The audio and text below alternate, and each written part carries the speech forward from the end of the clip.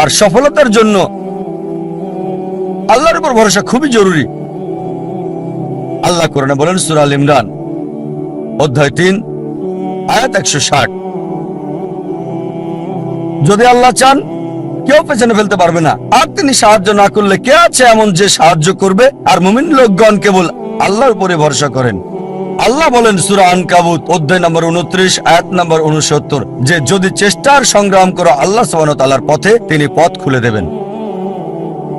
আল্লাহ আরো বলেন সূরা নাহাল অধ্যায় 17 আয়াত 43 এবং সূরা আম্বিয়া অধ্যায় 21 আয়াত 7, ফাসআলু আহলে যিকরি ইন কুনতুম লা তা'লামুন। যদি তোমরা না জানো তাকে জিজ্ঞেস করো যে জানে, তার কাছে যার জ্ঞান আছে। তাই সফলতার জন্য প্রথম আল্লাহর উপর ভরসা, দ্বিতীয় হচ্ছে চেষ্টা করা, সাধনা করা আল্লাহ সুবহানাহু ওয়া তাআলার পথে, তৃতীয় হচ্ছে যে জানে তাকে জিজ্ঞেস করা। পরিকল্পনাটাও জরুরি, গন্তব্য থাকাটাও জরুরি।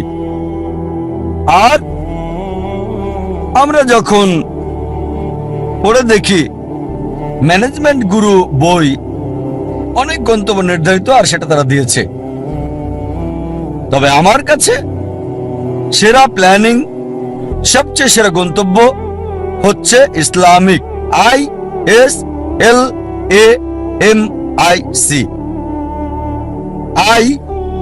এটা দিয়ে ইসলামিক। আপনার গন্তব্য আল্লাহ সুবহানাহু ওয়া তাআলা এবং নবী মুহাম্মদ সাল্লাল্লাহু আলাইহি সাল্লামের শিক্ষা অনুযায়ী হতে হবে।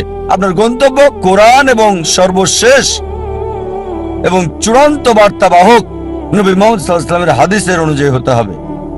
এটা ইসলামিক হতে হবে। এক নম্বর। এস হচ্ছে লক্ষ্য নির্দিষ্ট হতে হবে, স্পেসিফিক হতে হবে, অস্পষ্ট হবে না। আরেকটা উদাহরণ দিচ্ছি। ধরেন একজন শিক্ষক ছাত্রদের ধনুবিদ্যা সম্পর্কে শিক্ষা দিচ্ছেন, আর ছাত্রদের বললেন, যারা তীর চালানো শিখছিল, গাছের ডগায় বসা একটা পাখিকে নিশানা করছিল। সবাই নিশানা করছে, শিক্ষক বললেন আমি না বললে কেউ তীর ছুড়বে না। প্রথম ছাত্রকে বললেন নিশানা করেছো? সে বলল হ্যাঁ। তুমি কি দেখছো? সে বলল বন দেখছি, গাছ দেখছি, পাখিটাকেও দেখছি। দ্বিতীয় ছাত্রকে বললেন তুমি কি দেখছো? সে বলল স্যার গাছটা দেখছি, গাছের ডাল দেখছি, আর পাখিটাকেও দেখছি। তৃতীয় ছাত্রকে বললেন তুমি কি দেখছো? সেই ছাত্র বলল আমি শুধু গাছের ডাল দেখছি আর পাখি আর পাখির চোখ। চতুর্থ ছাত্রকে বললেন তুমি কি দেখছো? সেই ছাত্র বলল স্যার আমি শুধু চোখ দেখছি আর অন্য কিছুই দেখছি না। শিক্ষক বললেন এবার তীর ছুঁড়ে দাও, আর তীরটা পাখিটার চোখে গিয়ে লাগলো। আপনার লক্ষ্য স্পেসিফিক হতে হবে, নির্দিষ্ট হতে হবে। কোন ভ্রমণকারীর মতো হলে হবে না, যার কোনো উদ্দেশ্য নেই। কুকুরটার মতো না যে গাড়ির পেছনে ছুটছে উদ্দেশ্য ছাড়া। তৃতীয় বিষয় এল দিয়ে বোঝাচ্ছে এটা লাভজনক হতে হবে। প্রথমত পরকালের জন্য লাভজনক হতে পারে আখিরাতে, আবার এটা আমাদের জন্য সমানভাবে লাভজনক হতে পারে এই পৃথিবীতেও, তবে গুরুত্ব হচ্ছে আখিরাত। আল্লাহ কোরআনে বলেন সূরা বাকারা অধ্যায় 2 আয়াত 201, রব্বানা আতিনা ফিদ দুনিয়া হাসানাতাও ওয়া ফিল আখিরাতি হাসানাতাও ওয়া কিনা আযাবান নার। হে আল্লাহ আমাদের কল্যাণ দাও দুনিয়া এবং আখিরাতের, আর দোজখের আগুন থেকে রক্ষা করো। সুতরাং লাভজনক হতে হবে, উপকার থাকতে হবে, প্রথমত পরকালের, তারপর এই দুনিয়া। তবে বেশি গুরুত্ব হচ্ছে আখিরাতের, তারপর দুনিয়ার। এমন যেন না হয় যে দুনিয়ার লাভ আখিরাতের লাভকে নষ্ট করে দেবে। চতুর্থ হচ্ছে এ দিয়ে তীক্ষ্ণ বোঝাবে, যথাযথ হতে হবে, সঠিক হতে হবে, লক্ষ্য সুতীক্ষ্ণ যথাযথ হবে। এম হচ্ছে পরিমাপ, লক্ষ্যটা পরিমাপযোগ্য হতে হবে। পরিমাপযোগ্য হতে হবে, নির্দিষ্ট হতে হবে। নির্দিষ্ট হওয়ার পর এর একটা সীমা থাকতে হবে। যেমন ধরেন একজন নির্মাতা বলল আমি পৃথিবীর সবচেয়ে উঁচু দালান তৈরি করতে চাই। লক্ষ্য নির্দিষ্ট, তবে সীমা নির্ধারণের জন্য সে জরিপ চালাবে পৃথিবীর সবচেয়ে উঁচু দালান কোনটি। আর সে জানলো বুর্জ আল খলিফা, এর উচ্চতা 828 মিটার নির্দিষ্ট। এখন তার লক্ষ্য হচ্ছে তাকে এমন দালান বানাতে হবে যেটার উচ্চতা 828 মিটার চেয়ে বেশি। এটা হচ্ছে নির্দিষ্ট আর পরিমাপযোগ্য। যদি পরিমাপযোগ্য হয়, মনিটর করা যাবে কতটুকু তৈরি করেছেন, আপনার লক্ষ্যের কতটুকু কাছে গেছেন আপনি। এরপর হচ্ছে নিয়ত।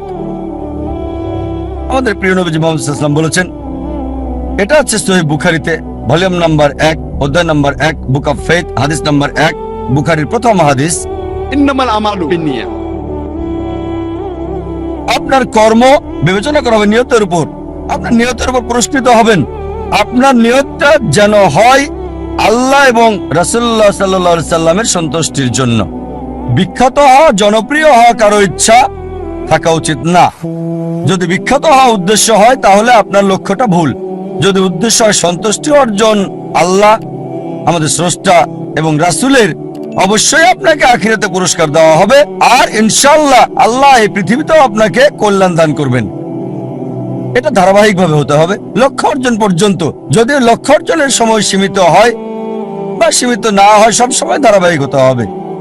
যেমন ধরেন, আপনার লক্ষ্য হচ্ছে রমজান মাসে অন্তত কোরআন পড়তে চান প্রতিদিন 1 পারা। আপনার টার্গেট আছে প্রতিদিন 1 পারা পড়বেন।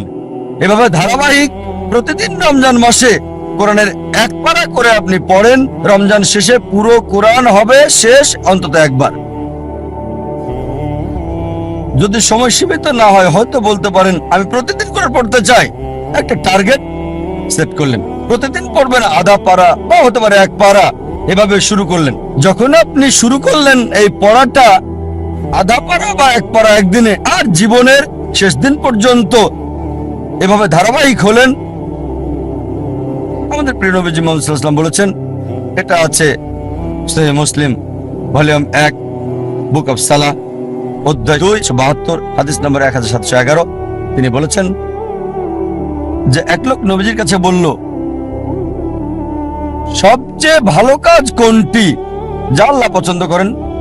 নবীজি বললেন, আল্লাহ সেই কাজ পছন্দ করেন যেটা ধারাবাহিকভাবে করা হয়। সেটা ছোট কাজ হলেও একবারে অনেক কাজ করাচ্ছে ধারাবাহিকভাবে কম করাটা ভালো। তাই যে কাজটা নিয়মিত করা হয়, সেই কাজটা একবারে অনেকগুলো কাজ করাচ্ছে বেশি ভালো। তাই লক্ষ্যটা হতে হবে ইসলামিক। প্রথমটা ইসলামিক, দ্বিতীয়টা সুনির্দিষ্ট প্রাসঙ্গিক, তৃতীয় লাভজনক কল্যাণকর, চতুর্থ তীক্ষ্ণ যথাযথ, পঞ্চম পরিমাপযোগ্য যা মনিটর করা যাবে, ষষ্ঠ হচ্ছে নিয়ত আল্লাহর সন্তুষ্টির জন্য হতে হবে, সপ্তম ধারাবাহিক হতে হবে। আরেকটা উদাহরণ দিচ্ছি। আমরা অনেকে উইলমা রুডলফের ইতিহাস জানি। উইলমা রুডলফ একজন মেয়ে যে শৈশব থেকেই ভয়ানক রোগ পোলিওতে আক্রান্ত ছিল। আর ডাক্তার তার পায়ে ব্রেস লাগিয়ে রাখত। ডাক্তার বলল, এই মেয়ে কখনোই হাঁটতে পারবে না। তার মা তাকে উৎসাহ দিত আর বলতো, উইলমা, তুমি যা করতে চাও তাই তুমি করতে পারো। এভাবে মা মেয়েকে উৎসাহ দিত। উইলমার বয়স যখন 9, তখন পায়ের ব্রেস খুলে ফেলে সে পৃথিবীর দ্রুততম মানবী হতে চায়। এটা ছিল তার ইচ্ছা, ছিল তার লক্ষ্য। 9 বছর বয়সে ব্রেস খুলে ফেলার পর 13 বছর বয়সে জীবনের প্রথমবারের মতো দৌড়ে অংশগ্রহণ করল সে, এবং পরাজিত, সবার শেষ অবস্থান।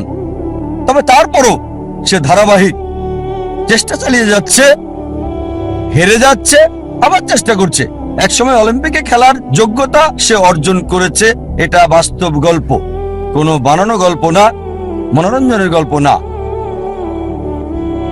যখন অলিম্পিকে খেলতে আসলো 1960 সালের অলিম্পিকে মহিলাদের 100 মিটার দৌড়ে সে প্রথম হয়েছিল, স্বর্ণপদক পেল। 200 মিটার দৌড়েও মহিলাদের মধ্যে স্বর্ণপদক পেল। সে 400 মিটার দৌড়েও স্বর্ণপদকটা জয় করে নিল। 100 গুণ 4 মহিলাদের মধ্যে 1960 সালের অলিম্পিকে সে 3টি সোনা জিতেছিল এবং ইতিহাস রচনা করেছিল। একজন প্যারালাইজড, একজন অচল মহিলা, পোলিও আক্রান্ত, সে পৃথিবীর দ্রুততম মানবী হলো 1960 সালের জন্য। আমরা দেখলাম যে উইলমা লক্ষ্য স্থির করেছে। আর যদি ম্যানেজমেন্ট গ্রুপ বই পড়েন, এই বিষয়গুলো তাতে আছে। স্মার্ট গোল বইয়ে আছে, বিস্তারিত আমি বলছি না। তবে চলুন দেখি সে কতটুকু মূল টার্গেট পূর্ণ করেছে ইসলামিক ভাবে। প্রথম হচ্ছে লক্ষ্যটাকে ইসলামিক ছিল, লক্ষ্যটাকে কোরআন সুন্নাহ অনুযায়ী ছিল। তার ব্যক্তিগত জীবন জানি না, তবে এটা জানি সে মুসলিম না। স্রষ্টার জন্য করেছিল কিনা সেটাও জানি না। দ্বিতীয় হচ্ছে লক্ষ্যটাকে নির্দিষ্ট, হ্যাঁ নির্দিষ্ট। সে পৃথিবীর দ্রুততম মানবী হতে চেয়েছে। এটা লাভজনক, কল্যাণকর, হ্যাঁ এই পৃথিবীর জন্য লাভজনক। সুনাম পেয়েছে, সম্মান পেয়েছে। তবে আখিরাতের ব্যাপারে আল্লাহ জানেন, আমি জানি না।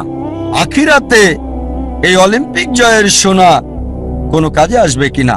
যদি না তা করা হয় আল্লাহ সুবহানাহু ওয়া তাআলার সন্তুষ্টির জন্য। এটা কি সুতীক্ষ্ণ এবং যথাযথ ছিল? হ্যাঁ ছিল। এটা পরিমাপযোগ্য ছিল কি? হ্যাঁ।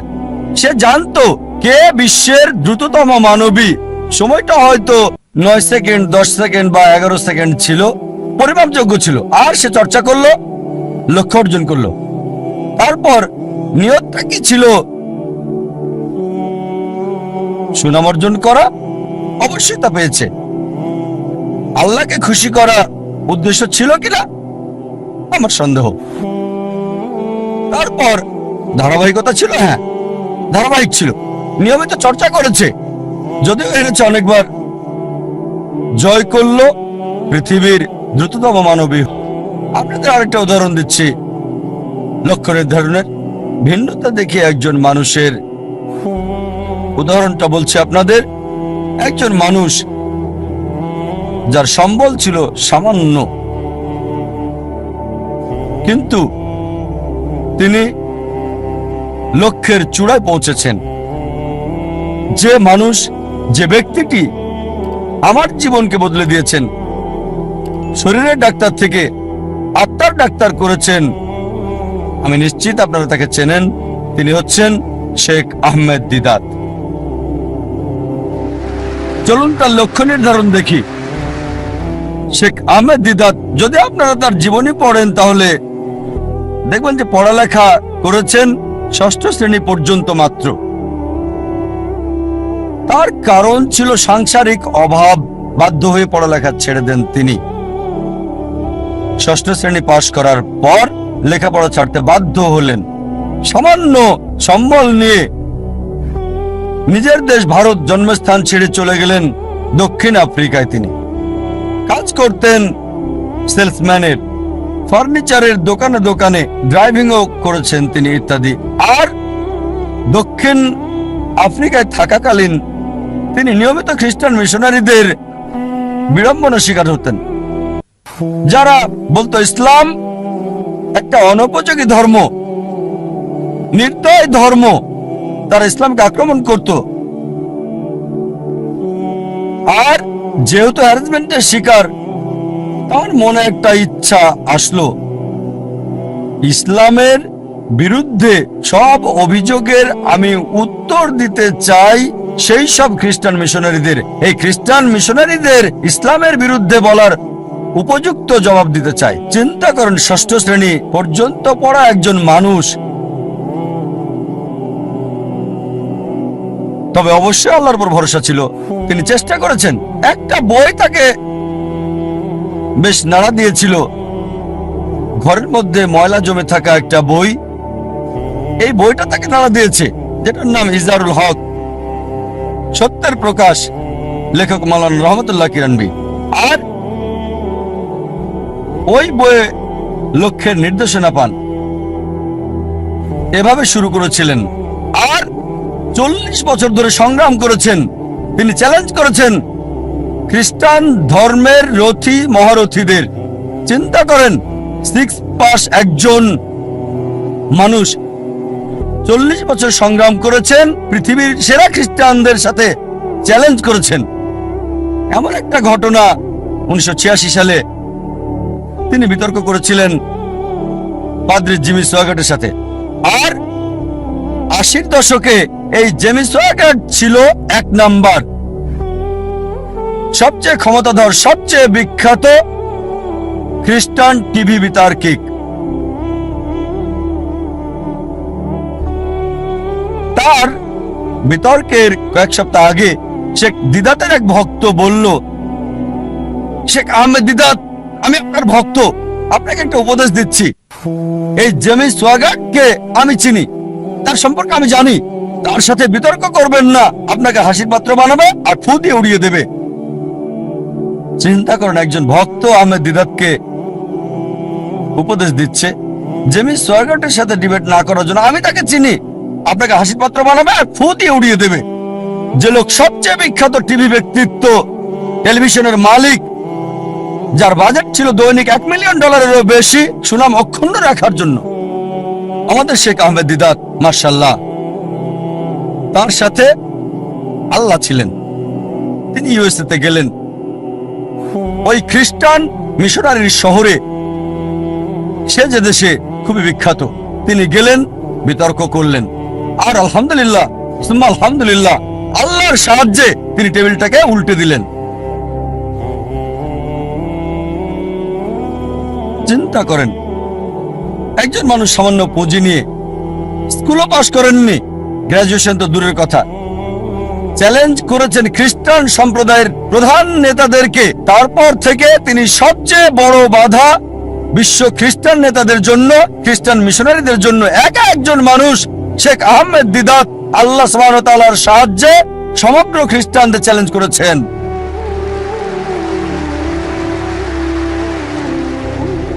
এবার তার লক্ষ্য নির্ধারণ দেখি।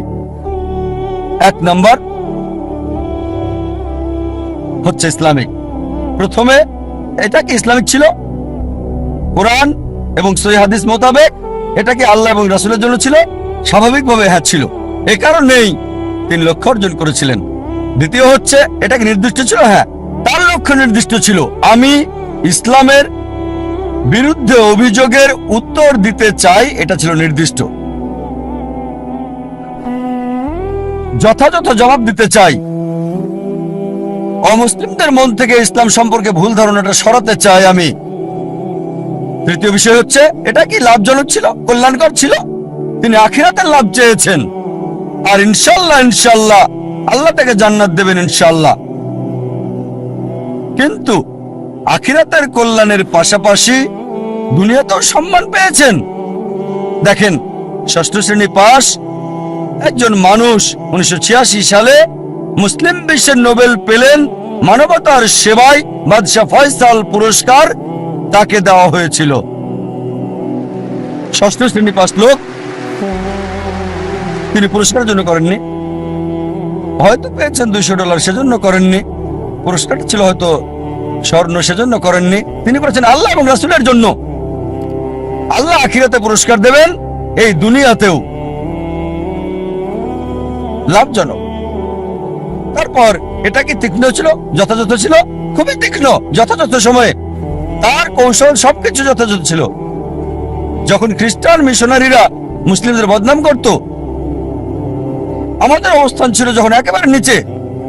এই মানুষ শেখ আহমেদ দিদাত হাজার হাজার তরুণকে অনুপ্রাণিত করেছিলেন, এবং আমাকেও। অন্তত আমরা মাথা উঁচু করে দাঁড়াতে পারি ভালোভাবে। তারপর এটা কি পরিমাপযোগ্য? হ্যাঁ, তিনি কি করলেন?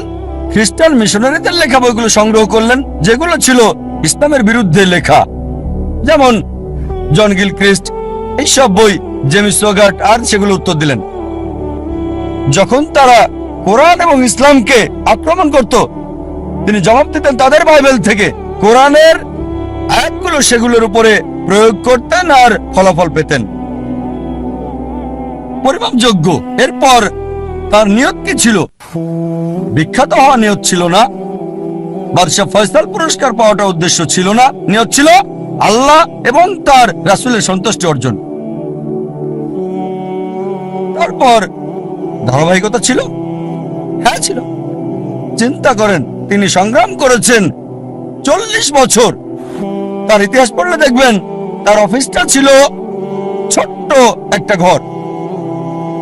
আর আমাদেরকে বলেছেন সাদা কালো 1000 পাম্পলেট ছাপানোর আগে তাদের মিটিং করতে হতো। চলো মিটিং করি, 1000 সাদা কালো পাম্পলেট আমরা ছাপাতে পারবো কিনা। মাশাআল্লাহ, ধারাবাহিক লক্ষ্যে পৌঁছার আগ পর্যন্ত সংগ্রাম করেছেন।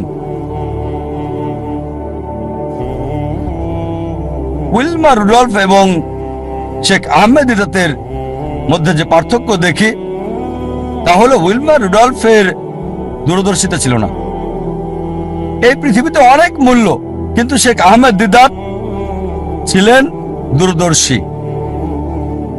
আর এটা ছিল আখিরাতের জন্য। ইনশাআল্লাহ আল্লাহ তাকে পুরস্কার দেবেন আখিরাতে, দুনিয়াতেও তাকে পুরস্কার দিয়েছিলেন।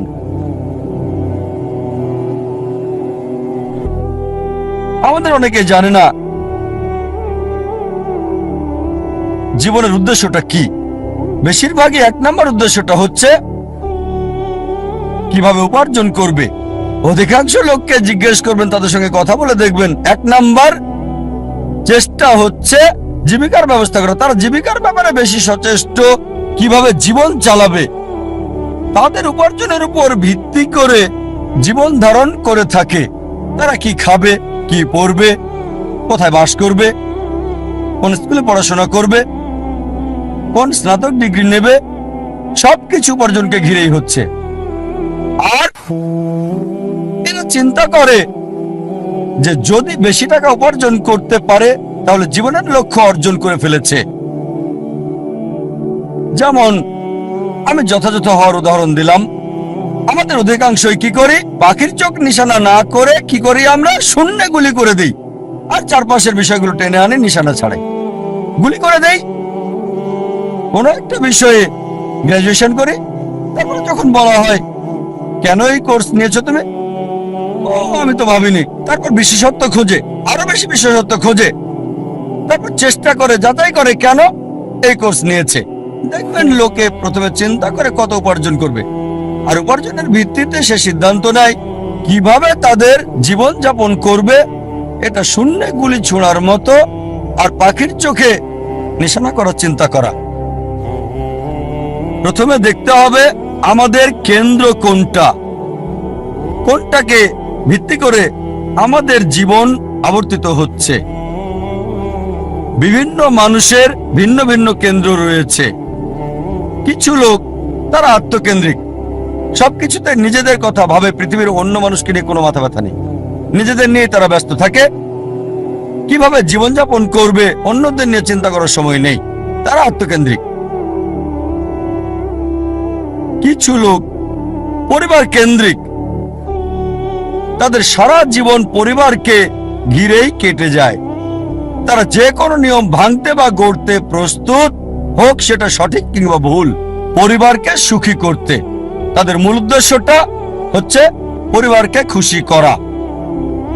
কেউ হয়তো পিতামাতা কেন্দ্রিক, কিছু হয়তো পরিবার কেন্দ্রিক, স্ত্রী কেন্দ্রিক বা স্বামী কেন্দ্রিক, কেউ হয়তো সন্তান কেন্দ্রিক।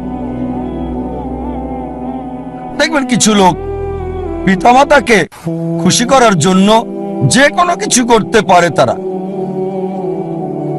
তাদের জীবনের সব নিয়ম কানুন পিতামাতার পছন্দ অপছন্দের ভিত্তিতে হয়।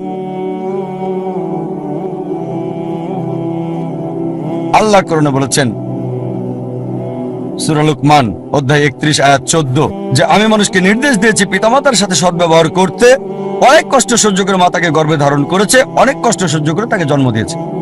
ঠিক তারপরে আয়াত সূরা লুকমান অধ্যায় 31 আয়াত 15 বলছে, যদি তোমার পিতামাতা চেষ্টা করে, জিহাদ করে, চেষ্টা আর সংগ্রাম করে তোমাকে বাধ্য করে আল্লাহ সুবহানাহু ওয়া তাআলা ছাড়া অন্য কারো ইবাদত করতে, যে বিষয়ে তোমার কোনো জ্ঞান নেই, তাদের মানবে না, তবে তাদের সাথে থাকো ভালোবাসা আর মমতা দিয়ে।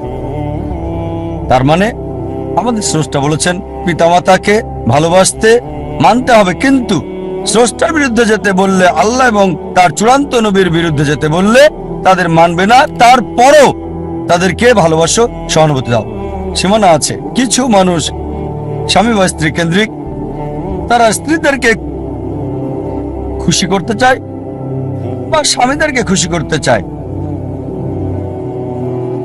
আর ধরেন কারো স্ত্রী খুবই দামি ডায়মন্ড নেকলেস চাইলো, তার দেওয়ার সামর্থ্য নেই, সে কি করলো? ভিক্ষা করলো, ধার করলো বা চুরি করলো, আর ওই ডায়মন্ডের নেকলেসটা স্ত্রীর জন্য কিনে আনলো। তার লক্ষ্য স্ত্রীকে খুশি করা। কিছু লোক সন্তান কেন্দ্রিক, সন্তানদের খুশি করতে চায়। অনেক সময় দেখা যায় হয়তো কারো ছেলে বিদেশে গিয়ে লেখাপড়া করতে চায়, সে যে বিষয়ে ভর্তি হতে যাচ্ছে সেটা অপ্রয়োজনীয়, এটা তাকে দুনিয়াতেও সাহায্য করবে না, আখিরাতেও সাহায্য করবে না, তারপর কারণ ছেলে বিদেশে পড়তে চায়, এই লোক সম্পত্তি বন্ধক রাখে এবং ছেলেকে আমেরিকাতে পাঠায় আর বলে আমার ছেলে তো আমেরিকায় পড়ছে, যদিও তার লক্ষ্যটা হচ্ছে সে ছেলেকে আমেরিকাতে পড়াবে। আসলে উদ্দেশ্যটা কি? জীবনটা কোন কেন্দ্রিক? কিছু লোক যারা হচ্ছে সমাজ কেন্দ্রিক, আমরা জানতে চাই আমাদের পরিবারের বাইরের লোকজন কি চিন্তা করে, এভাবে পুরো জীবনটা সমাজ কেন্দ্রিক হয়ে যায়। কিছু লোক প্রতিবেশী কেন্দ্রিক, প্রতিবেশীর সাথে প্রতিযোগিতায় লিপ্ত। একটা গল্প মনে পড়ে গেল, একসময় একজন ফেরেশতা এসে এক লোককে বলল, আমি তোমার উপর খুশি, তুমি যা চাইবে আমি তোমাকে তাই দেব, তবে একটা শর্ত, যা তুমি চাইবে আমি তোমাকে সব দেব, তবে তোমার প্রতিবেশীকে দেব তার দ্বিগুণ। লোকটা বলল, একটা রোলেক্স ঘড়ি আমার চাই।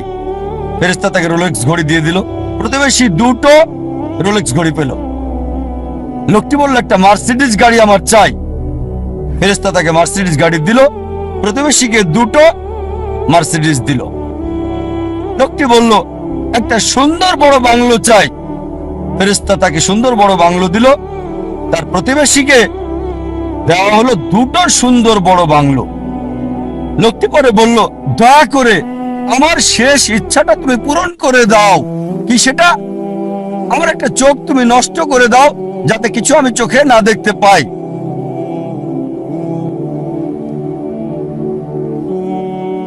চিন্তা করেন, সে তার নিজের চেয়ে প্রতিবেশীকে নিয়ে বেশি ব্যস্ত। তার জীবন সহজ কিন্তু জটিল সেটা ভাবছে না সে। প্রাচুর্য কি দারিদ্রতা যাই থাকুক, সে বেশি চিন্তিত তার প্রতিবেশীর চেয়ে ভালো জীবন যাপন করা নিয়ে। এ কারণেই সে ফেরেশতাকে বলল, আমার একটা চোখ নষ্ট করে দাও, যাতে প্রতিবেশীর দুটো চোখই নষ্ট হয়ে যায়। এভাবে আমরা প্রতিবেশী কেন্দ্রিক। নিজে সুখী কিনা ভাবছে না, দেখতে পারবে কিনা সেটা ব্যাপার না। যেহেতু প্রতিবেশী সম্পূর্ণ অন্ধ হবে, তাই একটা চোখ হারাতে কোনো আপত্তি নাই। প্রতিবেশী কেন্দ্রিক। কিছু লোক বন্ধু কেন্দ্রিক, কিছু আবার শত্রু কেন্দ্রিক। তারা বেশি চিন্তিত তার শত্রু কি করছে সেটা নিয়ে। শত্রু কি চিন্তা করছে আমার ব্যাপারে তা নিয়ে পরিকল্পনা করে। শত্রু যদি এটা করে আমি ওটা করব, সব সময় সারা জীবন চিন্তা করে এভাবে শত্রুরা কি করছে। এটা আপনি পাবেন বিভিন্ন ক্ষেত্রে। ব্যবসায় চিন্তা করছে তার শত্রুর ব্যাপারে, ছাত্র চিন্তা করছে শত্রুর ব্যাপারে, তারা যা চিন্তা করে তার প্রতিরোধ চিন্তা করে। শত্রু যা চিন্তা করছে তার প্রতিরোধমূলক চিন্তা। বেশিরভাগ সময় তারা কাটায় শত্রুর মোকাবেলার চিন্তা করে। তাদেরকে একটা সুন্দর শান্তির উপদেশ দিতে চাই, যা আমি অনুসরণ করি। যদি কেউ আপনার দিকে পাথর ছুঁড়ে মারে, নিজেকে এতটা উঁচুতে নিয়ে যান যাতে পাথর আপনাকে ছুঁতে না পারে। কেউ আপনার দিকে ঢিল ছুঁড়ে মারলে নিজেকে এমন উঁচুতে নিয়ে যান যাতে পাথর আসতে না পারে। তাহলে প্রতিযোগিতার প্রশ্ন আসবে কি করে? আপনার বিরুদ্ধে শত্রুর পরিকল্পনার সুযোগ আসবে কি করে? আরেকটা উপদেশ, যদি কেউ ইট ছুঁড়ে মারে আপনার দিকে, এই ইট দিয়ে ঘর তৈরি করেন আপনি। স্কুলে শিখতাম মার্শাল আর্ট, কেরাতি, জুডো। যদি বড় কেউ আপনাকে ধাক্কা দেয়, কি করতে হবে? সাইড স্টেপ নিতে হবে, তার শক্তি কাজে লাগিয়ে তাকে ফেলতে হবে, তার শক্তির ব্যবহার। কেউ যখন আপনাকে ইট মারবে, সেই ইট দিয়ে ঘর তৈরি করেন। কিছু লোক সুনাম কেন্দ্রিক, তারা সুনাম চায়, মূল উদ্দেশ্য খ্যাতি পাওয়া। যে কোনো অনৈতিক কাজ করতে প্রস্তুত, নিয়ম কানুন বিসর্জন দিতে পারে। কিছু লোক, তারা হচ্ছে ভোগবাদী, তারা সম্পদ কেন্দ্রিক, সব সময় চিন্তা করে অর্জন কি, কত সম্পদ করেছে, তারা কি পড়ে। আর এটা কমন, খুবই কমন মানুষের মধ্যে, বিশেষ করে ধনীদের মধ্যে। বন্ধুদের সাথে দেখা হলে গল্প শুরু করে, কোন ব্র্যান্ডের ঘড়ি পরেছো? এটা কি ট্যাগ হিয়র নাকি ওমেগা? ও এটা রোলেক্স। ভিতরে কিসের? আয়রনের নাকি চামড়ার? বেসারটা কি? ও কোন ধরনের ডাল? Gold plated, diamond stone? ও কারুকাজ করা, party Philip.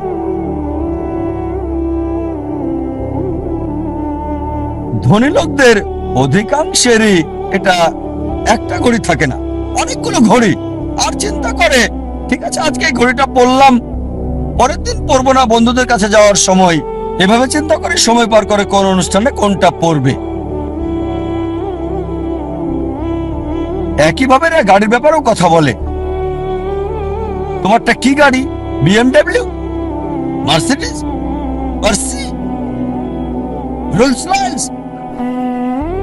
Maybach, Bentley, designer. এভাবে সময় কাটায়, ট্রাই করে থাকে, যেহেতু এটা তাদের আইডেন্টিটি। এই ঘড়ি না পড়লে তাদের কে চিনবে? এই গাড়িতে না চড়লে, মার্সিডিজ বা বিএমডব্লিউ তে না চড়লে তাদের কে চিনবে? এটা আইডেন্টিটি। বড় শহরগুলোতে দেখবেন লোকদের কমন চিত্র। ধনী লোকদের দেখবেন তারা কথা বলে, আপনার ঘড়ি কি, কোন শিপের মালিক, উঁচু লেভেলে কোন জেটের মালিক, আমার ব্যক্তিগত জেট আছে, কতগুলো ইঞ্জিন। লোকজন হয়তো ভাববে আমি কিভাবে এসব খুঁটিনাটি জানি ঘড়ির ব্র্যান্ডের ব্যাপারেও। আপনারা জানেন আমার পেশা, আলহামদুলিল্লাহ। সৌভাগ্য বা দুর্ভাগ্য, আমি যে পেশায় আছি, আমি সব শ্রেণীর লোকদের সাথে মিশি, একেবারে ভিখারি থেকে রাজা পর্যন্ত। আল্লাহ আমাকে দয়া করেছেন, ভালো অথবা মন্দ, আমি চারপাশের লোকদের সাথে মিশি, ভিখারি থেকে রাজা পর্যন্ত। আর যে সুযোগটা আমি পাই, কোন বস্তুবাদীর সাথে যখনই কথা বলি, আমি চেষ্টা করি, দাওয়াত দেই, তাদের বলি তোমার ঘড়ির দাম হয়তো $1000 বা $10,000 অথবা $1,00,000। আমার ঘড়ি, আমি যেটা পড়ছি, এই ঘড়িটার দাম মাত্র $1400, $30 কম। অনেক বছর ধরে ব্যবহার করছি, ভালো সার্ভিস দিচ্ছে, একেবারে তোমারটার মতোই। সাধারণ ঘড়ি, দাম মাত্র $1400। আলহামদুলিল্লাহ, আল্লাহ দয়া করেছেন, আমি যেগুলো নাম বললাম অধিকাংশ ব্র্যান্ডে উপহার পেয়েছি, সবগুলো ব্র্যান্ডে উপহার পেয়েছি। এই সবগুলো ওমেগা, রোলেক্স, অনেক পেয়েছি। আর আমি নবী মুহাম্মদ সাল্লাল্লাহু আলাইহি ওয়াসাল্লামের পথ অনুসরণ করেছি। আমি অন্য দায়ীদের দিয়ে দেই, আমার স্টাফদের দিয়ে দেই, যাতে করে আমি খুতুওয়াতুশ শয়তান থেকে দূরে থাকতে পারি। অনেক সময়, অনেক উপলক্ষে আমাকে নিমন্ত্রণকারীরা তাদের ব্যক্তিগত জেট প্লেন আমার জন্য পাঠায়, ব্যক্তিগত জেট প্লেন আমাকে নিয়ে যাওয়ার জন্য তারা পাঠিয়ে দেয়। এমন অনেকবারই হয়েছে। চিন্তা করেন, জেট প্লেনের খরচ শুধুমাত্র একজন মানুষের জন্য, পাইলটদের পেমেন্ট, এয়ার হোস্টেসের পেমেন্ট, এয়ারপোর্টের ভাড়ার খরচ। তাই আমি তাকে বললাম, এটা সবচেয়ে ভালো হয় যদি একটা ইকোনমিক ক্লাস টিকিট পাঠান। আলহামদুলিল্লাহ, আল্লাহ আমাকে দয়া করেছেন, আমার পরিবারকে রহমত করেছেন। মাশাআল্লাহ, এই সব গাড়ি কিনতে পারবো, ফার্স্ট ক্লাসে ভ্রমণ করতে পারি, আলহামদুলিল্লাহ। কিন্তু আমি একজন দায়ী, তাই আমি তাকে বললাম, এত টাকা খরচ করার চেয়ে বরং একটা ইকোনমিক ক্লাস টিকিট পাঠিয়ে দেন, চলে আসবো। বাকি টাকা অন্য কোথাও দান করে দেবেন আল্লাহ সুবহানাহু ওয়া তাআলার পথে।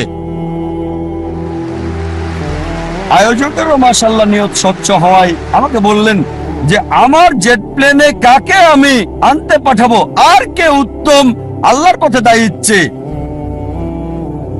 আমি তাকে বললাম, ইনশাআল্লাহ আপনার নিয়ত যেহেতু সহি, ইনশাআল্লাহ আল্লাহ আপনাকে পুরস্কার দেবেন। তার নিয়ত ছিল আল্লাহর পথে দায়ীর জন্য ভালো ব্যবস্থা করা, আল্লাহ তাকে পুরস্কার দেবেন।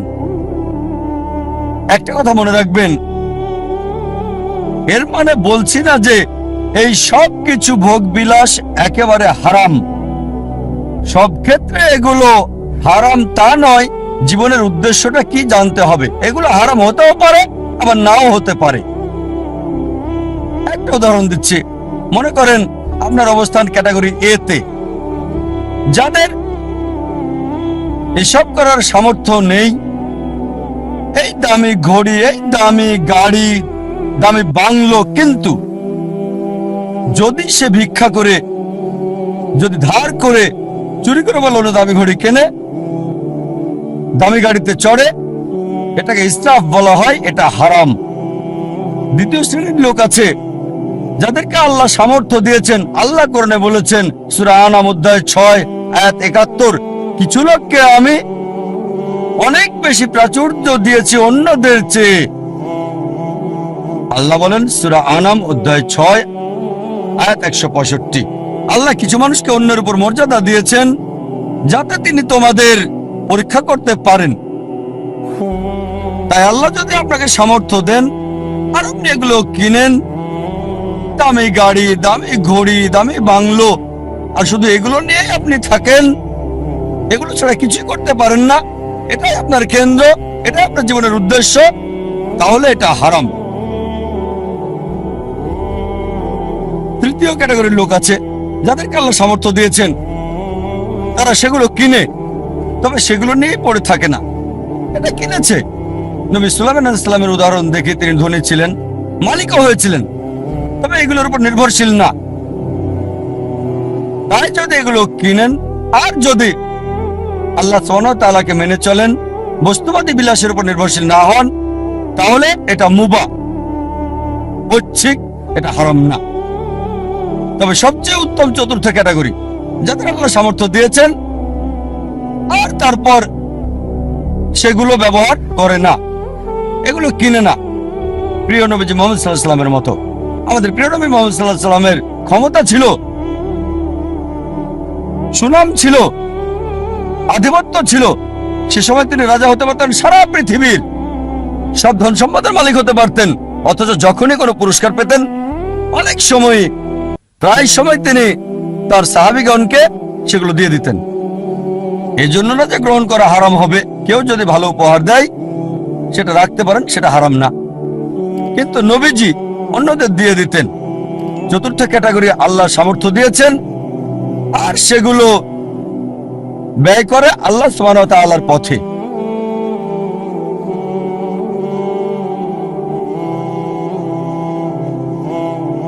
আমাদের গন্তব্য নির্ধারণ করতে হবে, আমাদের কেন্দ্র কোনটি। মানব জাতির জন্য সবচেয়ে গুরুত্বপূর্ণ গন্তব্য আল্লাহ কেন্দ্রিক হতে হবে। তার উদ্দেশ্য, তার লক্ষ্য হতে হবে আল্লাহ সুবহানাহু ওয়া তাআলা এবং সর্বশেষ চূড়ান্ত নবী মুহাম্মদ সাল্লাল্লাহু আলাইহি ওয়াসাল্লাম। আর বিশ্বাস করেন, আল্লাহ কেন্দ্রিক হলে আপনার নিজেকে অবহেলা করতে হবে না, পরিবারকে অবজ্ঞা করতে হবে না, আপনার সমাজকেও না। আল্লাহ কেন্দ্রিক হলে আল্লাহ বলেছেন, নিজের যত্ন নাও, রাতে ঘুমাও। আল্লাহ বলেছেন পরিবারের দেখাশোনা করতে। পিতামাতার ব্যাপারে আল্লাহ বলেছেন সূরা ইসরা অধ্যায় 17 আয়াত 23 ও 24 যে আল্লাহ নির্দেশ দিচ্ছেন তাকে ছাড়া কারো ইবাদত করবে না, পিতামাতার সাথে সদ্ব্যবহার করবে, যদি তাদের একজন বা উভয়ই বার্ধক্যপরিণত হয় বিরক্তি প্রকাশ করবে না, এমনকি উফ শব্দটা করবে না। বিনীতভাবে কথা বলো, দয়ার টানা মেলে দাও, আর দোয়া করো হে আল্লাহ তাদের অনুগ্রহ করো যেভাবে তারা আমাকে শৈশবে লালন করেছেন। তার মানে যদি আল্লাহ কেন্দ্রিক হন, পিতামাতাকে ভালোবাসতে হবে, সম্মান করতে হবে, মান্য করতে হবে। যদি তারা আল্লাহ এবং রাসূলের বিরুদ্ধে যায় সেক্ষেত্রে মানবে না, তারপরও ভালোবাসা সহানুভূতি থাকতে হবে। সূরা লোকমান অধ্যায় 31 আয়াত 14 এবং 15। যদি আল্লাহ কেন্দ্রিক হন তার মানে এই না যে স্ত্রীর খোঁজ খবর নেবেন না। একটা হাদিস আছে প্রিয় নবীজি মুহাম্মদ সাল্লাল্লাহু আলাইহি সাল্লামের, আহমদ ইবনে হাম্বল, হাদিস নাম্বার 7396। আমাদের নবীজি মুহাম্মদ সাল্লাল্লাহু আলাইহি সাল্লাম বলেছেন মুমিনদের মাঝে সেই সবচেয়ে উত্তম যে তার পরিবারের সাথে ভালো, বিশেষ করে স্ত্রীর সাথে। আল্লাহ কেন্দ্রিক হলে পরিবারকে অবহেলা করতে হবে না, সমাজকে অবহেলা করতে হবে না। আল্লাহ বলেন সূরা মাউন অধ্যায় 107 আয়াত 1 থেকে 7 যে প্রতিবেশীর হক আদায় করো, প্রতিবেশীকে সাহায্য করো। প্রিয় নবী মুহাম্মদ সাল্লাল্লাহু আলাইহি সাল্লাম বলেছেন, এই হাদিসটা আছে সহিহ বুখারীতে ভলিউম 1 বুক অফ ফেথ হাদিস নাম্বার 13 যে সে কখনোই পূর্ণ মুমিন নয় যদি তার ভাইয়ের জন্য তা পছন্দ না করে যা সে নিজের জন্য করে থাকে। তার মানে অন্যদেরও দেখাশোনা করতে হবে। তাই আল্লাহ কেন্দ্রিক হওয়া মানে এই না যে সবকিছুকে অবহেলা করে ভিখারির মতো জীবনযাপন করতে হবে। তবে কেন্দ্র হবে আল্লাহ। আল্লাহ যদি সম্পদ দেন সেই সম্পদকে আল্লাহর রাস্তায় ব্যয় করেন। আল্লাহ সুনাম দিলে আল্লাহর রাস্তায় সেটা ব্যয় করতে হবে। আল্লাহ আপনাকে গুণ দিলে, আল্লাহ আপনাকে অনুগ্রহ দিলে আল্লাহর রাস্তায় সেটাকে ব্যয় করেন। সবচেয়ে বড় উদাহরণ, রোল মডেল, যে মানুষটি সম্পূর্ণভাবে আল্লাহ কেন্দ্রিক ছিলেন, সর্বশেষ এবং চূড়ান্ত নবী মুহাম্মদ সাল্লাল্লাহু আলাইহি সাল্লাম। আমাদের প্রিয় নবী মুহাম্মদ সাল্লাল্লাহু আলাইহি সাল্লাম সবচেয়ে বড় উদাহরণ। তিনি সবকিছুতে আল্লাহ কেন্দ্রিক ছিলেন। আর তিনি শুধু মুসলিম জাতির জন্যই আসেননি, সমগ্র মানব জাতির জন্য রহমত স্বরূপ। আল্লাহ কোরআনে বলেন সূরা আম্বিয়া অধ্যায় 21 আয়াত 107 ওয়ামা আরসালনাকা ইল্লা রাহমাতাল লিল আলামিন। আমি তো তোমাকে অবশ্যই সমগ্র মানব জাতির রহমত হিসেবে প্রেরণ করেছি, সমগ্র সৃষ্টির রহমত হিসেবে, সমগ্র পৃথিবীর জন্য রহমত। একজন মানুষের জন্য সবচেয়ে ভালো উদাহরণ, যার জীবনের সবচেয়ে ভালো উদ্দেশ্য ছিল। মানব জাতির সবচেয়ে বড় উদাহরণ একজন মানুষের জন্য, বর্বর জাতিকে যিনি মানব জাতিতে রূপান্তরিত করেছেন, যে মানুষটা মানব জাতিকে বদলে দিয়েছিলেন। আর ইতিহাস পড়লে ঘন্টা 3 একসাথে বলে যেতে পারবেন। মুসলিমরা কি বলছে সেটা বাদ দেন, নবীজি মুহাম্মদ সাল্লাল্লাহু আলাইহি সাল্লাম সম্পর্কে শত শত অমুসলিমের কথার উদ্ধৃতি দিতে পারবেন যারা নবীজির প্রশংসা করেছেন। এখানে কয়েকটা উদাহরণ দিচ্ছি। জর্জ বার্নার্ড শ, তিনি বলেছেন মুহাম্মদ সাল্লাল্লাহু আলাইহি সাল্লাম সম্পর্কে যে আমি তার সম্পর্কে পড়েছি, মানে নবী মুহাম্মদ সাল্লাল্লাহু আলাইহি সাল্লাম, আর আমার মতে নিরপেক্ষ অবস্থান থেকে বললে তাকে মানবতার রক্ষাকারী বলা উচিত। George Bernard Shaw. Thomas Carlyle বিখ্যাত ঐতিহাসিক ছিলেন, তিনি একজন ইউরোপিয়ান অমুসলিম। তার লেখা একটা বই হিরোজ অ্যান্ড হিরো ওয়ারশিপ, তিনি বীরদের ইতিহাস তুলে ধরেছেন। আর 1 নম্বর হিরো, একজন বীর নবী। তিনি ঈসা আলাইহিস সালাম ছিলেন না, তিনি মুসা আলাইহিস সালাম ছিলেন না, দাউদ আলাইহিস সালাম ছিলেন না, সুলাইমান আলাইহিস সালাম ছিলেন না, তিনি ছিলেন মুহাম্মদ সাল্লাল্লাহু আলাইহি সাল্লাম। চিন্তা করেন, থমাস কার্লাইল একজন ইউরোপিয়ান, একজন খ্রিস্টান, তিনি 1 নম্বর বীর নবী হিসেবে রেখেছেন নবী মুহাম্মদ সাল্লাল্লাহু আলাইহি সাল্লামকে। আমরা লামার্টিনের কথা বলতে পারি। লামার্টিন ছিলেন বিখ্যাত ঐতিহাসিক, তিনি ফরাসি, বই লিখেছেন দ্য হিস্টোরি অফ দ্য টক্স। তিনি লিখেছেন, যদি উদ্দেশ্যের মহানুভবতা, সামর্থ্যের সীমাবদ্ধতা আর অসাধারণ ফলাফল, এই তিনটি বিষয় একজন ব্যক্তির মহত্ব নির্ণয়ের মাপকাঠি হয়, আধুনিক ইতিহাসে কাউকে পাওয়া যাবে না যে নিজেকে তুলনা করবে নবী মুহাম্মদ সাল্লাল্লাহু আলাইহি ওয়াসাল্লামের সাথে। উদ্দেশ্যের মহানুভবতা, সামর্থ্যের সীমাবদ্ধতা আর অসাধারণ ফলাফল, এই তিনটি বিষয় হচ্ছে একজন মানুষের মহত্ব যাচাইয়ের মাপকাঠি। মানব ইতিহাসে এমন কাউকে দেখি না আধুনিক ইতিহাসে যে মুহাম্মদ সাল্লাল্লাহু আলাইহি ওয়াসাল্লামের কাছাকাছি যাবে। তারপর আরো লিখেছেন, মানব জাতির সকল গুণাবলীতে কোন মানুষই নিজেকে নবী মুহাম্মদ সাল্লাল্লাহু আলাইহি ওয়াসাল্লামের সাথে তুলনা করতে পারবে না। মাইকেল এইচ হার্ট, বিখ্যাত ঐতিহাসিক, একটা বই লিখেছেন, মানব ইতিহাসে সবচেয়ে প্রভাবশালী 100 ব্যক্তি আদম আলাইহিস সালাম থেকে শুরু করে বর্তমান সময় পর্যন্ত, আর 1 নম্বর অবস্থানে রেখেছেন নবী মুহাম্মদ সাল্লাল্লাহু আলাইহি সাল্লামকে। মানব ইতিহাসে সবচেয়ে প্রভাবশালী মানুষ আদম আলাইহিস সালাম থেকে শুরু করে বর্তমান পর্যন্ত নবী মুহাম্মদ সাল্লাল্লাহু আলাইহি সাল্লাম। আর লিখেছেন তিনি, আমার পছন্দ মুহাম্মদ সাল্লাল্লাহু আলাইহি সাল্লামকে 1 নম্বরে রাখা দেখে অনেক মানুষই এটা মানতে চাইবেন না, অনেকেই স্বীকার করতে চাইবেন না, অনেক মানুষই এটা মানতে চাইবেন না। তবে যে কারণে আমি নবী মুহাম্মদ সাল্লাল্লাহু আলাইহি সাল্লামকে 1 নম্বরে রেখেছি তা হলো তিনি ইতিহাসের একমাত্র ব্যক্তি যিনি ধর্মীয় ক্ষেত্রে সফল মানুষ ছিলেন, পাশাপাশি অন্যান্য ক্ষেত্রেও।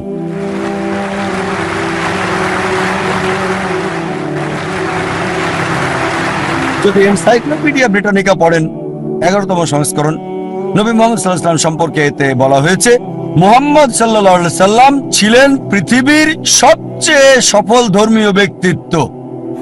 চিন্তা করেন এনসাইক্লোপিডিয়া। আমাদের এই ভিডিওটি যদি আপনার ভালো লেগে থাকে তাহলে ভিডিওতে একটি লাইক দিতে পারেন এবং আপনার প্রিয়জনদের সাথে শেয়ার করতে পারেন, এবং এইরকম আরও ভিডিও পেতে আমাদের ইউটিউব চ্যানেলটি সাবস্ক্রাইব করে পাশে থাকা বেল আইকনটি অন করে দিন।